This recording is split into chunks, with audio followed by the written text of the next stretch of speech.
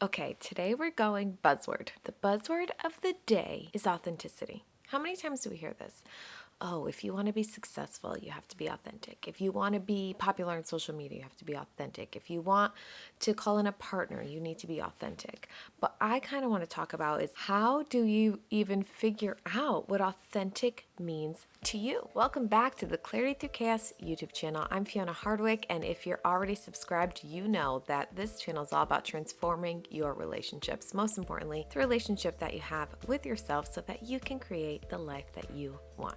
Like I said earlier, we are talking all about authenticity today, what it means and how to start to uncover it. This is where we can use some tools. And the tools that I love for this specifically is human design and astrology. If you're new to that, like I highly recommend just kind of diving in and figuring out, your human design energy type, because that is like the first key to uncovering how your energy is meant to play in the world, because we're all meant to show up a little bit differently. There's no wrong way or right way or better or worse way. It's just, it is. So, for me, I'm a generator. I'm here to be lit up and excited about what I'm doing.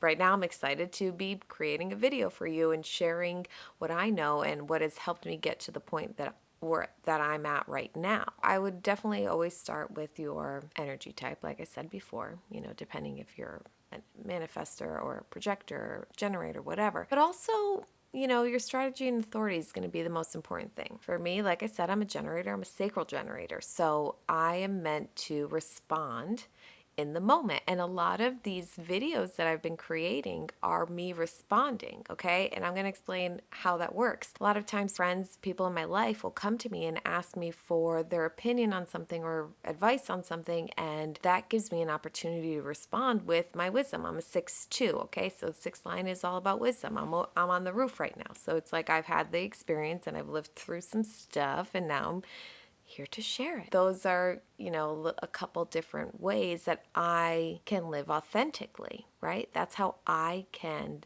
be true to myself and figure out, oh, this works, that doesn't work.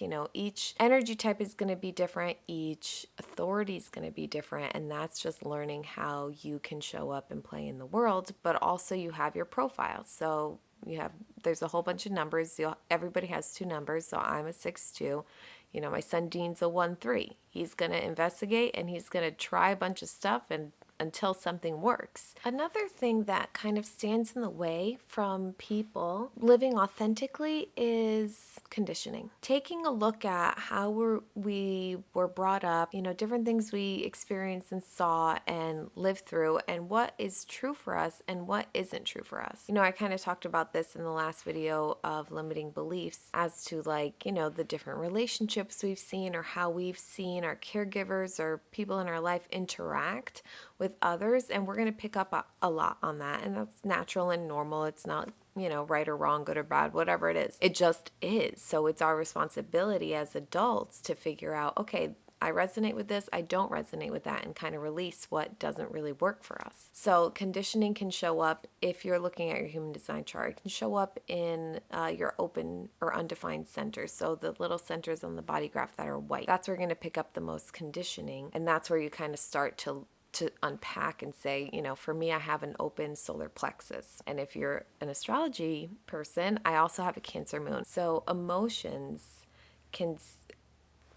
I have big emotions, or I used to have really, really big emotions, but, growing up, it wasn't something that was accepted, I guess. So I really started to cut down and close off those emotions, and I'm still every day learning how to incorporate and not shut them off. Like my trauma response in life is to shut off my emotions, but that's not really how I'm meant to use my energy. I'm meant to use my energy as I'm here to be wise in the emotional solar plexus. I amplify other people's emotions, and I have to process them and pull through them, but it's really interesting to notice that I do shut them down. And even if I'm on social media and I see people post things that are very vulnerable, or if they're crying, it makes me feel a little uncomfortable sometimes, because I'm like, oh wow, they're so brave. For me, that's bravery, because of my conditioning. Like that's still something that I'm constantly working through. And it's okay to be working through things, guys. Like that's the whole point of it, is we're here to learn. We're here to grow. We're not here to be perfect. Like nobody's perfect.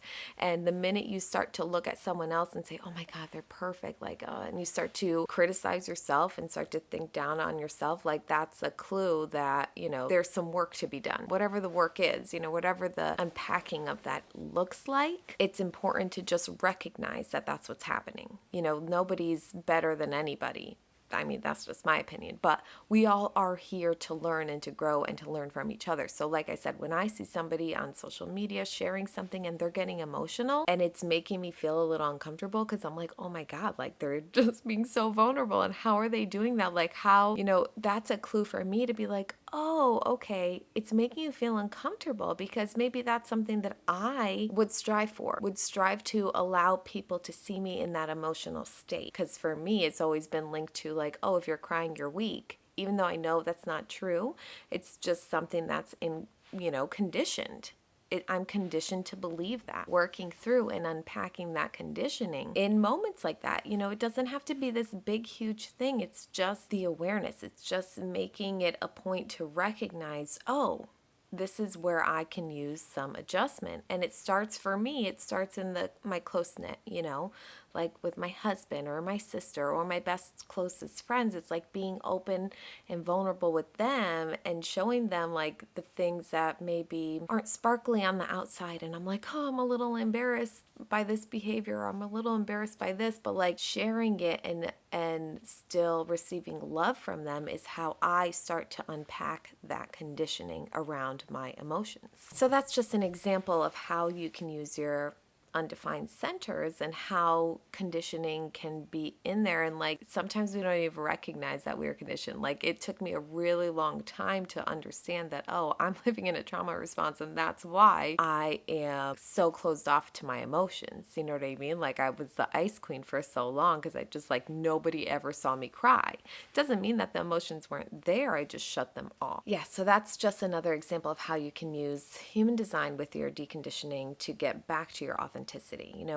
It's kind of like, I like to think back, try and remember like the childhood times, because I find that when we're children is when we're most authentic. And then as we get older and start going to school and our caregivers and our teachers and whatever, like we start to pick up some more of that conditioning. Another place we can look at for our authenticity and like how we kind of start to tap back in is our astrology. And I know a lot of people are like, oh, astrology is not real and I don't really resonate with my sun sign that much. And that could feel valid. Like it is totally valid to not really resonate with your sun sign, because there's so much more that goes into it. And our three big heavy hitters would be our sun sign, our moon sign, and our rising.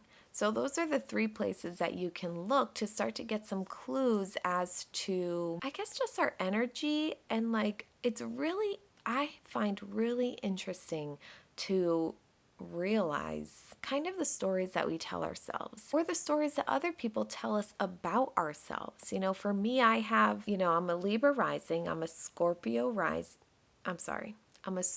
sun, I'm a Libra rising, and I'm a Cancer moon. So Cancer is, emotional. It's a water sign. Scorpio is also a water sign. So I have a lot of depth.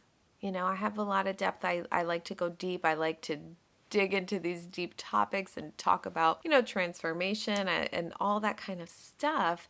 But my sun is a Libra, so I can feel it, it feels light and airy and like, oh, no, like whatever. And it's really interesting because for the longest time, I didn't really understand that about myself. Like it seemed very surface level, like people kind of took me at just the surface level, not understanding like how I can go so deep, or like that, water signs, like picture the ocean. Like it just goes deep, deep, deep, deep, deep. I kind of, again, shut off because I was like, well, people don't want to like talk about these kind of dark topics or like get into the emotional things or talk about their feelings or things like that. But now the people that are closest to me understand that, like, within 5 minutes, we're talking about things maybe we haven't talked about in years, or we haven't, really gotten into for a long time, because it's just where my brain naturally goes.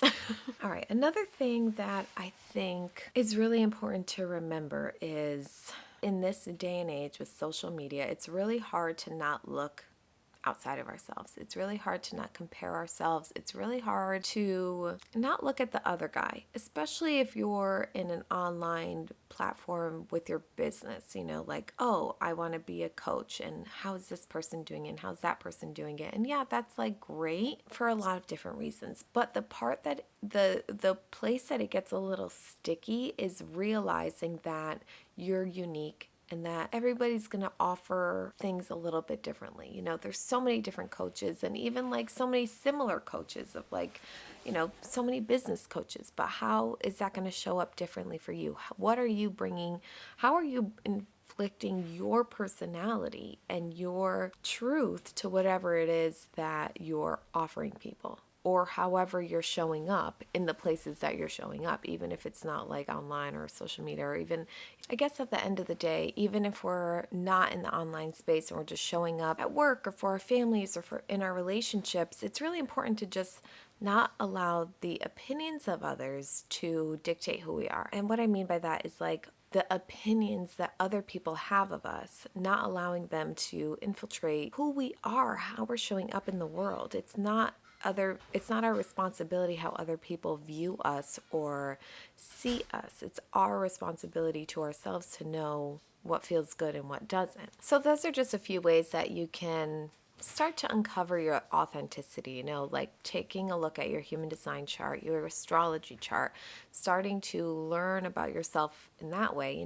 I always say that those are kind of like our cheat sheets. They just give us, we're eventually going to figure out this information, but that gives us like a little clear path and an easy way to get to that information of how we're best to show up in the world and how we're best to create and experience different things.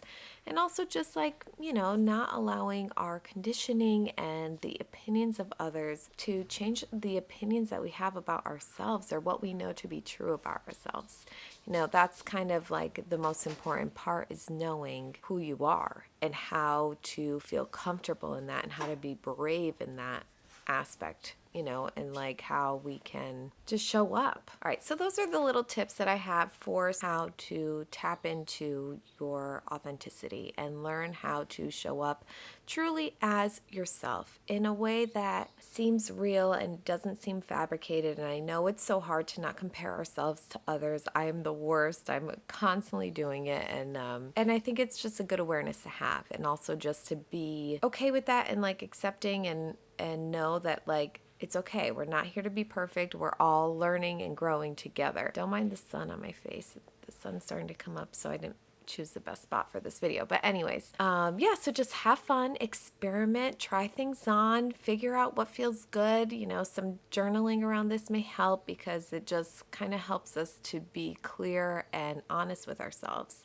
Like that's kind of the big part of it, is being honest and knowing like, oh no, I don't actually like that, or I do like that, or whatever the case is, and just starting to unpack, the stories that we've told ourselves or that others have told us. It's a really big thing. I noticed with myself as I've gotten older, I've realized like, oh, a lot of these things that I think are true about myself are just things that I've heard other people say about me, or I've, assigned whatever character to myself, or allowed for somebody else to assign a character to who I am. And it's not really true. It's not what I find to be true about myself. And sometimes it takes a little rewriting of that story, and that's okay. Like that's what we're here to do. And you got to be brave, and you got to forge through and do it. Anyway, thank you for watching. I hope you took something away from this video, and I'll be back next week with another one. So make sure to check that out. See you next time.